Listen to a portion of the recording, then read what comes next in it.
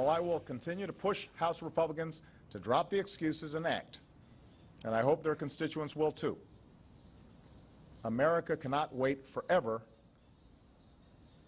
for them to act. And that's why today I'm beginning a new effort to fix as much of our immigration system as I can on my own, without Congress. President Obama claims he is backed into a corner by Republicans. It's their fault. America's on the brink of an immigration crisis, and he is about to put on the gloves and dare the right to answer. Welcome to MidPoint, serving the people of Kentucky as their senator since 2011 and never one to back down from a fight, Senator Rand Paul. Senator, thank you for being here.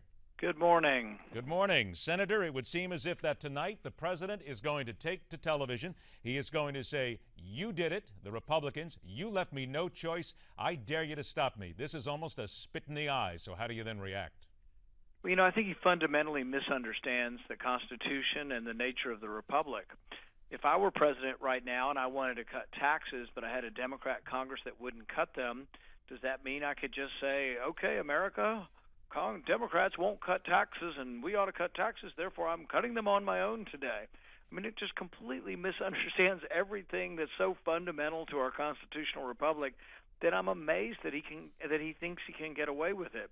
It also will ruin any chance of any kind of moderate immigration reform from occurring. So I see nothing good coming from this. And when people ask me what's the worst thing he's done, is it Obamacare? Is it immigration reform? Is it usurping war authority?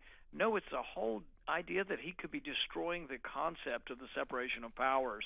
And we will fight him on this, and he hopefully will rue the day that he decided to take on this power that's not his. What will be, in your opinion, then, the very first thing that Republicans will do the moment they hear this and the moment you get back into session? We don't have the power to do a lot, to tell you the truth, until January. In January, we'll have a great deal of power, and we should use every bit of it through the appropriations process to limit funds and to direct him with the purse. And so we will do that beginning in January. This fall, there is no great solution. The House could vote to strip the funding.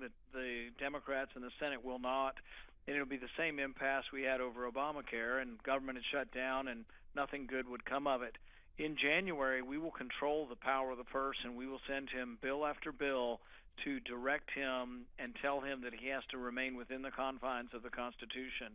So beginning in January, we have a great deal of power. And I know people are frustrated by saying, oh, what do you do now? The one thing we can do now is there was a Supreme Court in the 50s case called Youngstown Steel.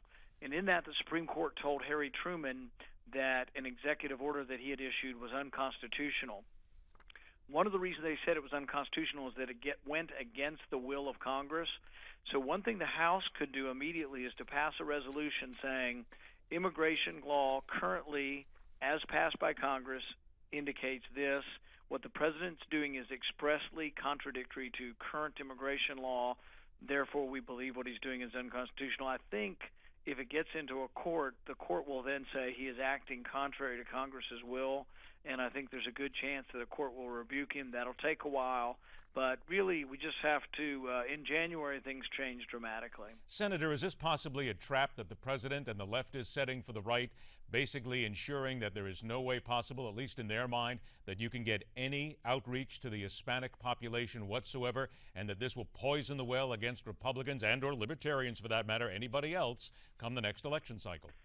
I think, yeah, maybe. But I think it's also him just not really understanding the way a constitutional republic operates, or ignoring the way the Constitution restrains his power. And so it's a grab for power, and it's unseemly and I think wrong-headed. Whether or not it poisons the well as far as immigration goes, I think we will pass some immigration reform. So, for example, giving more visas, more work visas, and more entry into our country for people who have masters in math and PhDs in computer science, that has 75–80% approval in the House. It passed in the Republican House last year. We will pass that in the House and the Senate, send that to the president. Won't be everything he wants, but it's part of immigration reform, and defy him to veto it. And so we will see. I don't think this stops the ball on immigration reform. what this is about more is about separation of powers and the president not understanding the constitutional restraints that are placed on him. Senator, I have about 45 seconds left. Some words that some people have used about the president. Your opinion. Would you consider this president and his actions to be lawless, egomaniacal, and perhaps even dangerous to the future of America? Well, definitely lawless or in defiance of the Constitution. And this is a very, very serious debate.